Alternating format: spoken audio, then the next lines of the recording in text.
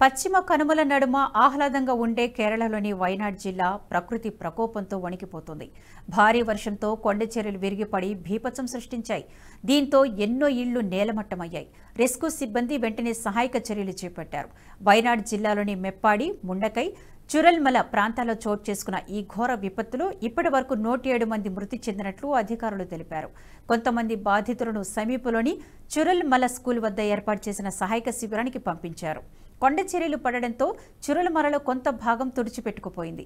అనేక మంది శిథిరాల కింద చిక్కుకొని సాయం కోసం ఆర్తనాదాలు చేస్తున్నారు. వీరిని కాపాడేందుకు ఆర్మీ, ఎన్డీఆర్ఎఫ్ సాయంతో రెస్క్యూ ఆపరేషన్ కొనసాగుతుంది. అయితే ఎడతెరిపిలేని వర్షం కారణంగా సహాయక చర్యలకు తీవ్ర ఆటంకం ఏర్పడుతుంది. డ్రోన్లు, జాగిలాలతో అన్వేషణ సాగిస్తున్నారు. మరోవైపు వైనాడ్ విపత్తు నేపథ్యంలో రాష్ట్ర ప్రభుత్వం రేపటి నుంచి 2 రోజులు సంతాప దినాలుగా ప్రకటించింది.